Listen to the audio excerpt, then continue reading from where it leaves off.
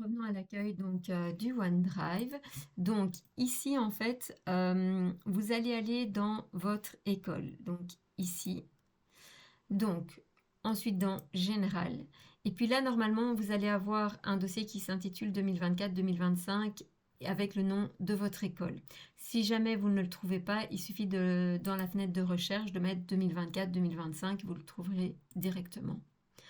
Donc une fois que vous cliquez dessus, vous allez avoir donc deux parties. D'abord la liste des élèves dans l'école. Donc cette liste des élèves permet en fait simplement en fait, d'avoir un lien avec Laura, avec Caro et aussi avec la team admin. Par exemple, si des élèves partent, si des élèves arrivent, etc. Mais bon, il ne faut pas oublier, n'empêche d'envoyer un mail à Caro, Laura et à la team admin pour si jamais il y a des changements dans vos listes élèves. Ensuite, là, dans ce dossier-là, voilà, vous allez trouver tous les dossiers de tous vos élèves. Donc, à cause du RGPD, on ne peut plus donner accès donc au dossier élève qui se trouve ici. On a été obligé donc de faire un lien. Donc, comment est-ce qu'on sait que c'est un lien? Simplement parce qu'il y a une petite flèche ici. Donc, il y a deux façons de ranger ces dossiers-là. Le premier, c'est si on n'a pas encore reçu le dossier papier, donc il n'a pas encore été scanné. Dans ces cas-là, vous allez voir que ça va se présenter de cette façon. Si par contre, on a déjà reçu le dossier papier, qu'il a été scanné et rangé, alors dans ces cas-là, ça va ressembler à ceci. Première chose à faire, c'est de mettre donc 2024-2025, le nom, le prénom de l'élève, sa classe et l'école. Là, vous allez voir qu'il y a deux couleurs. Dossier rouge, ça veut simplement dire que vous pouvez consulter. Donc, on vous demande vraiment, on n'a pas pu mettre des restrictions d'accès. Donc, on vous demande juste de ne pas modifier, de ne pas ajouter, et de ne pas non plus supprimer des documents ici dans les dossiers rouges. Donc c'est purement consultatif, c'est uniquement pour lire. Il y aura des fichiers Word avec une mise en page horrible. Tant pis, vous laissez ça comme ça, parce que nous, quand on l'ouvre sur notre ordinateur, ça s'ouvre correctement. Donc surtout, vous ne changez rien. Donc pour trouver des informations pour votre élève, pour vous aider à démarrer son PIA, etc., vous trouverez ici soit des infos dans les bilans, mais également donc là s'il y a déjà eu des suivis précédents, et également ici, donc dans le dossier administratif de l'élève. Donc là dans Enosis, donc dans le 1, vous allez pouvoir par exemple trouver dans celui-ci, par exemple, vous allez avoir la date de naissance de l'élève, son adresse, son numéro de téléphone. Donc vous allez avoir pas mal d'informations sur les responsables de votre élève, etc. Enfin bref, vous aurez en tout cas pas mal d'informations. Vous allez également avoir pas mal d'informations dans son protocole, donc ici.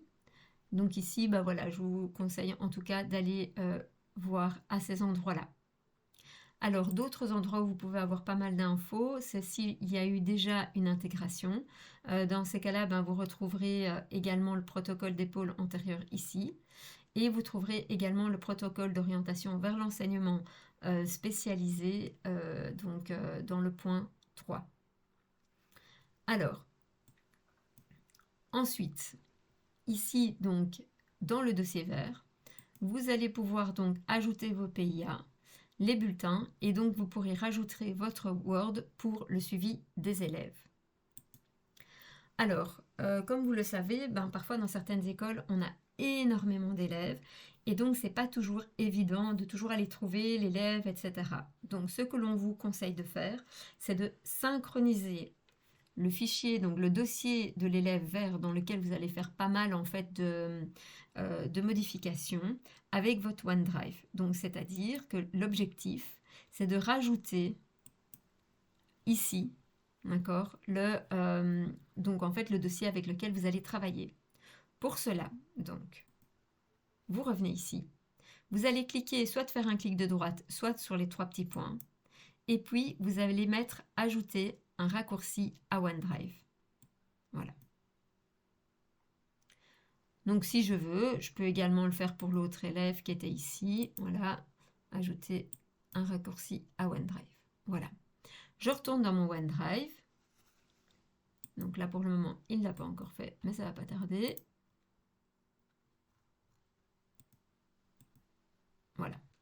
Donc là, il est là.